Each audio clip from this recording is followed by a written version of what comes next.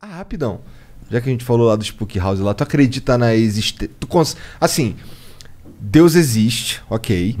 Anjos existem, ok. E a vida após a morte? Almas existem, ok. Onde eles estão? Na minha leitura da Bíblia, estou sendo muito honesto, estou falando por mim, a antropologia bíblica, ela coloca assim. Eu sei que isso aqui vai na contramão da maioria dos cristãos, mas eu penso assim. Deus, diz a Bíblia, formou o homem do pó da terra, Adão, por isso que o nome é Adão, Adamá é terra em hebraico, soprou-lhe nas narinas o fôlego de vida, e o homem passou a ser alma vivente, Nefesh Hayah. Então a Bíblia não falou que o homem passou a ter uma alma, passou a ser alma vivente. Então na antropologia bíblica, o que é a alma? A alma é a junção do corpo, da matéria, com o fôlego de Deus. Esse fôlego de Deus não é uma entidade. Isso aqui é igual o ruar. Você entendeu? O ruar, vento. Então Deus pegou o pó da terra, soprou nas narinas o fôlego de vida, e a junção dos dois produz a alma vivente. Seria como essa lâmpada que está aqui, que a luz é a junção da energia com a lâmpada. Se eu tirar a lâmpada, não tem luz. Se eu tirar a energia, não tem luz. Então a alma é a junção do corpo com o fôlego dado por Deus. Se eu tirar um dos dois, não tem alma. Se não tem alma, o que acontece com as pessoas quando elas morrem? Eu entendo, pelas pesquisas que eu fiz da Bíblia, que até a ressurreição de Jesus, na volta de Jesus, todos os mortos estão dormindo o sono da morte. Tanto é que uma curiosidade... eu sei que mas as igrejas não fazem isso, a igreja católica tem a missa de sétimo dia, os espíritas conversam com os mortos e tudo mais. Eu estou dando a minha leitura da Bíblia. A palavra cemitério, se o pessoal der uma googada depois, eles vão confirmar o que eu estou falando. Quem deu o nome de cemitério para o cemitério foram os cristãos primitivos. Porque quando eles sepultavam os mortos deles, eles não podiam colocar no cemitério judeu, que os judeus não deixavam. Não podiam colocar na necrópolis dos romanos, porque também não deixavam. Então os primeiros cristãos começaram a fazer túneis debaixo da terra, numa propriedade doada por Flávio Domitila, e começaram a construir as famosas catacumbas de Roma. Só que catacumba foi um nome pejorativo que os pagãos deram. Aí os cristãos resolveram não chamar o lugar dos mortos de catacumba, mas de coemiterion. Coemiterion, em grego, de onde vem a palavra cemitério, significa dormitório. Então, se os cristãos chamaram o lugar dos mortos de dormitório, que essa era a crença deles, o próprio credo apostólico, que é um dos mais antigos e é rezado em muitas missas católicas, creio em Deus Pai Todo-Poderoso, no final fala assim, creio na ressurreição da carne. Se a pessoa já está no céu, para que ela vai voltar para ressuscitar? Até minha Deve estar falando de Jesus, na ressurreição da carne de Jesus. Não. Creio, não, falando assim, porque fala assim, creio em Deus Pai Todo-Poderoso, Criador do céu e da terra, creio em Jesus Cristo, seu único Filho, nosso Senhor, que foi concebido pelo Espírito Santo, nasceu de Maria Virgem, padeceu sob Pôncio Pilatos, foi crucificado, morto e ressuscitado. Então já falou da ressurreição de Jesus. Fechou Jesus. Creio na ressurreição dos mortos, na ressurreição da carne e na vida eterna. Amém. Lá no final. Então já passou de Jesus.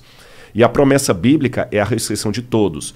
Então, quer dizer, se sua mãe morreu, ela não vai entrar no céu antes de você. Você está entendendo? Todos vão juntos. Paulo fala assim, que num abrir e fechar de olhos, ao soar da última trombeta, descerá do céu, e os mortos em Cristo ressuscitarão primeiro. E Paulo fala assim, nem todos dormiremos. A ideia de uma alma imortal, porque mesmo os gregos, os egípcios, não tinham essa ideia de imortalidade da alma que nós temos hoje. Quando você fala Ka no egípcio, eles entendiam que a Ka, que é alma em egípcio, era um elemento que precisava de um corpo material para existir. Então você vê que mesmo na cultura egípcia mais antiga, a ideia é que a alma não é uma entidade etérea. Ela precisa de um corpo. Também na Suméria. Por isso que eles faziam múmias? Por isso faziam múmias, exatamente. Aí quando veio Platão que começou a falar do mundo das ideias e separar a ideia da matéria, e a psique, em grego, que é a alma, pertencia ao mundo das ideias, coisa imaterial. E a partir de Platão, que começou então uma antropologia dualista, separando alma de corpo. Essa visão platônica entrou no mundo dos judeus, que é o helenismo, dominou o mundo, que mesmo Roma sendo a senhora do mundo, quem dominava culturalmente ainda eram os gregos. Aliás, Burns diz que nós pensamos como pensamos porque os gregos pensaram como pensaram. E até hoje as pessoas têm essa visão platônica da alma como sendo uma entidade etérea que vive fora do corpo. Então, por isso que eu acredito que todos os que morreram, com raras exceções, porque a Bíblia fala que alguns ressuscitaram quando eles morreram, raríssimo, não vou falar das exceções. Todos os que morreram estão dormindo no pó da terra, aguardando a volta de Jesus. Não, na minha opinião, ninguém agora está ainda na glória com Deus. Até um dos textos que muita gente pensa que promete a vida eterna é o texto do ladrão na cruz, onde Jesus falou, em verdade digo que hoje estarás comigo no paraíso. A minha tese de doutorado na Universidade Católica foi sobre o grego desse texto. E eu descobri uma regra do grego ali, que quando o advérbio está entre dois verbos, ele qualifica o verbo da antecedência. E no grego, quando diz amen soi lego, met semeron esse ento paradeiso, em verdade digo, hoje estarás comigo no paraíso, não é que hoje ele iria para o paraíso. Hoje, enquanto eu te declaro isso, você vai comigo para o paraíso. Que era uma expressão idiomática do hebraico e do aramaico da época de Jesus. Estou dando um resumo assim, mas eu respeito as divergências de pensamento. Tem uma... A verdade é que a gente não tem essa certeza. Eu estou falando pela leitura bíblica, né? E a Bíblia proíbe consultar os mortos. A Bíblia fala que isso é abominação, Senhor. Quando Deus deu a ordem para os hebreus, falou assim, não haverá entre vocês quem consulte os mortos. Os mortos não sabem coisa nenhuma. Para eles tudo jaz no esquecimento. Não é? Agora, eu estou apresentando essa minha posição aqui, mas eu quero deixar claro uma coisa. Tem uma frase, ela já foi atribuída a Santo Agostinho, já foi atribuída a Tertuliano. É difícil saber quem que é o autor de fato dela, mas eu vou citá-la, independente do autor, que ela é muito boa. Fala o seguinte, no essencial, unidade.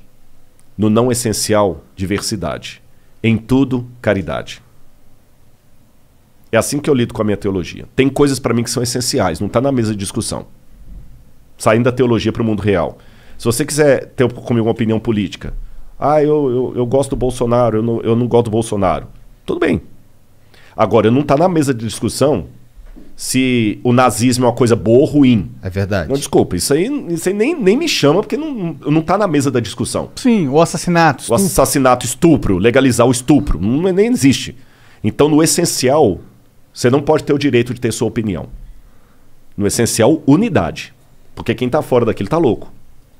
No que não é essencial, diversidade. Um vai ser de direita, outro vai ser de esquerda, um vai ser PMDB, outro vai ser PDT. Diversidade. Em tudo, caridade.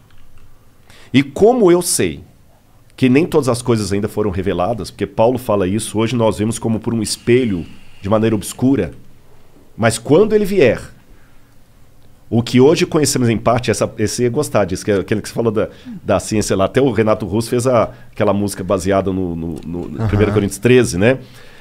Ainda que eu falasse dos anjos e dos homens, tem uma parte que Paulo fala o seguinte, hoje eu conheço em parte, mas quando ele vier, eu o conhecerei como também serei conhecido. Porque hoje vemos como por um espelho, obscuramente. Então até Paulo, apesar de ser um homem de fé, de convicção, que morreu por Cristo, ele trabalhava, ele não era cego para a possibilidade do equívoco. Vocês estão entendendo? Então, quer dizer, hoje eu sou muito sincero naquilo que eu creio. Eu creio na Bíblia, eu creio com essa visão que eu falei para vocês, mas como o Cristo não voltou ainda, e eu estou conhecendo em parte, eu não posso julgar agora os sinceros a Deus por uma questão teológica, que tem às vezes uma pessoa que crê exatamente como eu e não vale nada. E tem um outro, às vezes, que está do outro lado lá, que ele está fazendo agora uma oração para Maria, acreditando que Maria vai atendê-lo. E está sendo a oração mais fervorosa. Tem uma música do Padre Zezinho que fala o seguinte, às vezes o ateu que faz perguntas é mais sincero do que eu. Então, hoje, até que tudo se esclareça, você não pode julgar as pessoas pela crença teológica que elas apresentam. Isso não significa, deixando claro, isso não significa que eu não deva me posicionar teologicamente. Você entendeu? Não é um caso... assim, para ficar bem aqui na fita com todo mundo, se você perguntar assim, Rodrigo, o que você acha das entidades espíritas, da entidade mediúnica? Você acha que realmente a alma aparece ali? Aí eu fico caladinho aqui e não falo nada só para... Passar de politicamente correto. Politicamente correto, não. Eu tenho que posicionar. Eu tenho que respeitar a opinião, não falar assim, não é. Para mim não é. Por causa disso.